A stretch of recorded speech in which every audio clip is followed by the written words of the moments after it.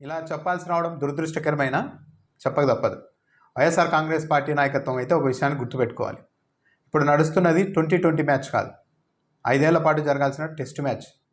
ఈ టెస్ట్ మ్యాచ్లో గెలవాలి అంటే ఆరంభంలోనే విజృంభిస్తాం, ఇష్టానుసారం వ్యవహరిస్తామంటే పోరాటాన్ని దెబ్బతీసుకున్న వాళ్ళు అవుతారు, మద్దతుగా వస్తున్న వాళ్ళని కూడా రిస్క్లో దింపిన వాళ్ళు అవుతారు.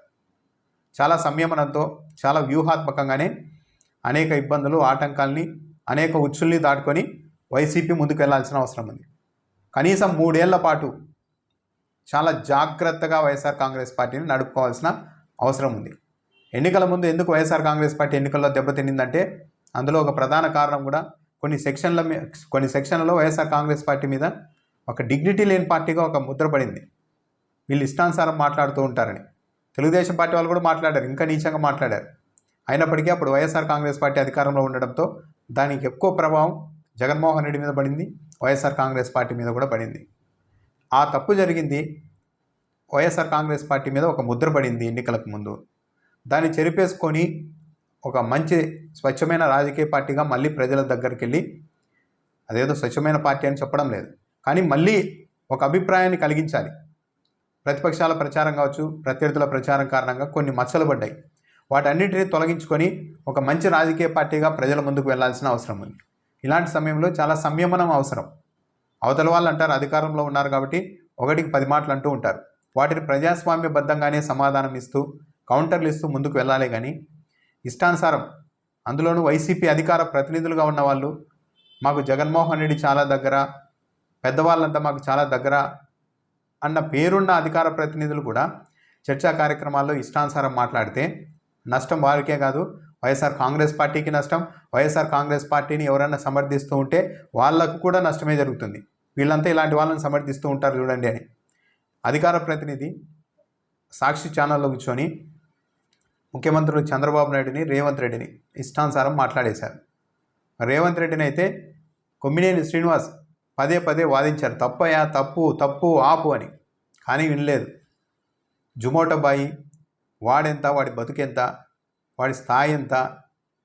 రేవంత్ రెడ్డిని, ఇది ఒక వైసీపీ అధికార ప్రతినిధి సాక్షి ఛానల్లో కూర్చొని కొమ్మినేని శ్రీనివాస్ వాదిస్తున్నా వినకుండా ఇష్టానుసారం మాట్లాడింది తీరు. ఒక ముఖ్యమంత్రిని రేవంత్ రెడ్డిని పట్టుకొని వాడు వీడు అని అంటున్నప్పుడు, వాడి స్థాయి ఏంటి అని అంటున్నప్పుడు మన స్థాయి ఏంటనేది కూడా సదరు అధికార ప్రతినిధి చూసుకోవాలి కదా. ముఖ్యమంత్రులు ఊరికే అయిపోతారా? వాళ్ళు ఎంతో శ్రమించింటారు, ఎంతో హార్డ్ వర్క్, ఎంతోమంది మనసు గెలిస్తేనే కదా ఆ మాత్రం ఆ స్థాయికి వెళ్ళగలుగుతారు. జస్ట్ వాళ్ళని పట్టుకొని వాడెంత, వాడి బతికెంత అంటే కొమ్మినేని శ్రీనివాస్ వాదిస్తే సరే, అప్పటికైనా సరిదిద్దుకోకుండా పరిస్థితిని, అంత సీనియర్ జర్నలిస్ట్ చెప్తున్నారంటే ఏదో మనం తప్పు చేస్తున్నామన్న భావనతో అయినా వెంటనే రెక్టిఫై చేసుకోవాలి కదా. అలా కాకుండా జొమాటో బాయ్ల స్థాయిని రేవంత్ రెడ్డి స్థాయికి దిగజార్చి ఉంటే అందుకు చింతిస్తున్నాను అన్నట్టుగా మళ్ళీ మాట్లాడుతున్నారు. అంటే ముఖ్యమంత్రి అన్న కనీస గౌరవం ఇవ్వాల్సిన అవసరం లేదా?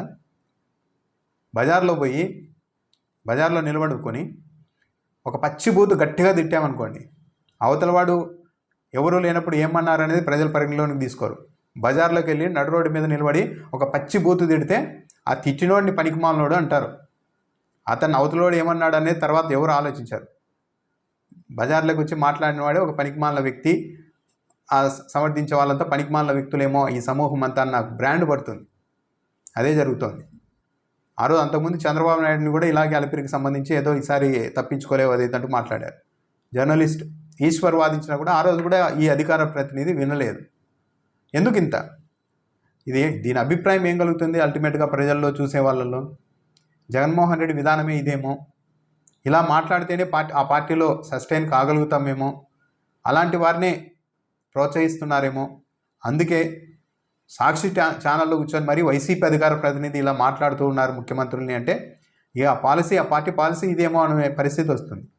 అలాంటి బ్రాండ్ ఇంకా పెరిగితే, అలాంటి ముద్ర ఇంకా పడుతూ వస్తే చివరకు వైసీపీ తరఫున వైఎస్ఆర్ మీద అభిమానంతో కావచ్చు, జగన్మోహన్ రెడ్డి మీద అభిమానంతో కావచ్చు, ఆ కుటుంబం మీద అభిమానంతో కావచ్చు, లేకుంటే చంద్రబాబు నాయుడు మీద కోపంతో కావచ్చు, ఏ సమూహాలు అయితే జగన్మోహన్ రెడ్డి పక్షాన ఈరోజు ఉన్నాయో వాళ్ళందరినీ కూడా ఒక విధమైన ఇబ్బందికరమైన పరిస్థితుల్లోనికి నెట్టిన వాళ్ళు అవుతారు. ఈ విషయాన్ని గుర్తించుకోవాలి వైసీపీ నాయకత్వం. కాబట్టి అధికార ప్రతినిధుల్ని దానికి తోడు ఏదో ఒక కాంపిటీషన్లా తయారైపోతుంది. బూతులు తిట్టితేనే మనము సస్టైన్ అవుతామన్న అభిప్రాయం ఇచ్చినప్పుడు ఒకరిని చూసుకొని ఒకరు ఇలాగే మాట్లాడడం మొదలు పెడితే మొత్తం ఓవరాల్గా వైఎస్ఆర్ కాంగ్రెస్ పార్టీ మీద ఒక బ్యాడ్ ఇంప్రెషన్ అనేది పడుతుంది, పడకుండా ఏం పోదు. కాబట్టి ప్రతిపక్షంలో ఉన్నప్పుడు అవతల వాళ్ళు ఇన్సల్ట్ చేస్తారు, మాట్లాడతారు, అవమానిస్తారు. వాటన్నిటిని తట్టుకొని ముందుకు వెళ్ళినప్పుడే తప్పనిసరిగా ప్రజలు ఆదరిస్తారు. అవమానాలు అవతల వాళ్ళు అవమానించినప్పుడు ఆవేశపడకుండా కాస్త సంయమనం పాటిస్తే అది చాలా ప్లస్ అవుతుంది ఏ పార్టీకైనా సరే. ఆ ధోరణిలో వెళ్ళాలి. కానీ ఎన్నికలు అయిపోయి 4 రోజులు కాలేదు, పార్టీ ఓడిపోయి 4 రోజులు కాలేదు, అప్పుడే అధికార ప్రతినిధులు ముఖ్యమంత్రుల్ని పట్టుకొని వాడెంత వీడెంత, వాడుంటాడు వీడుంటాడు అని మాట్లాడితే దీన్ని ఏమనాలి? ఒక పార్టీని ఎట్లా నడపాలి? ప్రజల్లో ఒక మంచి ఇంప్రెషన్ ఉండేలా చూసుకోవాలి. ఇది ఒక గౌరవప్రదమైన పార్టీ, ఈ పార్టీలోని రాజకీయ నాయకులంతా చాలా గౌరవప్రదంగా పద్ధతిగా ఉంటారు అన్న పద్ధతిలోనే ముందుకెళ్ళాలి. ఇదో ట్రెండ్ అనుకుంటున్నారు, ఏది బూతులు తిట్టడం, ఇంకా రాను బూతులు తిట్టడం, ఇదే ప్రజలు కూడా యాక్సెప్ట్ చేస్తారేమో అని అనుకుంటే తప్పు. అది దానివల్ల ఇంకా నష్టమే జరుగుతుంది.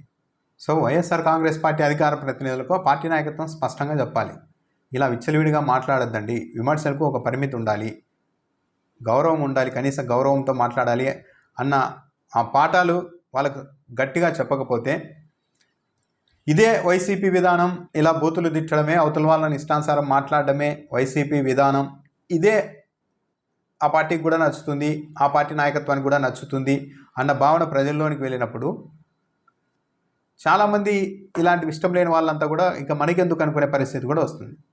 కాబట్టి వైఎస్ఆర్ కాంగ్రెస్ పార్టీ ఆలోచించుకోవాలి.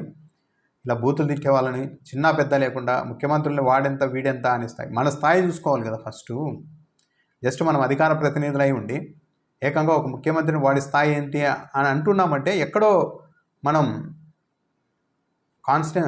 కాన్సెన్స్లోనే మాట్లాడుతున్నామా, అన్కాన్సెన్స్లో ఉన్నామా? చాలా దురదృష్టకరం. ఇలాంటి మాటలు వైఎస్ఆర్ కాంగ్రెస్ పార్టీ పోరాటాన్ని దెబ్బతీస్తాయి, పార్టీ ప్రతిష్టను కూడా దెబ్బతీస్తాయి. ఈ విషయాన్ని వైఎస్ఆర్ కాంగ్రెస్ పార్టీ నాయకత్వం గుర్తుంచుకోవాలి. ఇలాంటి అధికార ప్రతినిధుల్ని కంట్రోల్ చేయాలి. వైసీపీలో కూడా చాలా అద్భుతంగా మాట్లాడే అధికార ప్రతినిధులు ఉన్నారు. వాళ్ళని చూడడం లేదా? ప్రజలు వాళ్ళ మాటలు వినారా? అంటే బూతులు తిరిగితే మాత్రమే చూస్తారా? చాలా తప్పు. పెద్ద చిన్న లేకుండా ఇంత స్థాయిలో మాట్లాడుతూ ఉన్నప్పుడు వైఎస్ఆర్సీపీని సమర్థించే వాళ్ళు, వైఎస్ఆర్సీపీ బాగుండాలి అనుకునే వాళ్ళని కూడా అనవసరంగా రిస్కుల్లోకి నెట్టినట్లు అవుతుంది. తెలుగుదేశం పార్టీ వాళ్ళు ఎదురు చూస్తున్నారు, ఎవడు ఎక్కడ దొరుకుతాడా, ఇప్పుడు ఎవడు ఎక్కడ తప్పు చేస్తాడా, ఎక్కడ కేసులు పెట్టాలా అన్నట్టు. దీన్ని ఇంకా ఈ టైంలో కాస్త సంయమనం పాటించి తెలివిగా ముందుకు వెళ్లకుండా ప్రోవోకేట్ చేస్తే అవతల వాళ్ళని జగన్మోహన్ రెడ్డి గారు మీకు చాలా డ్యామేజ్ జరుగుతుంది. ఇది పద్ధతి కాదు. మీ పార్టీ అధికార ప్రతినిధికి చెప్పండి.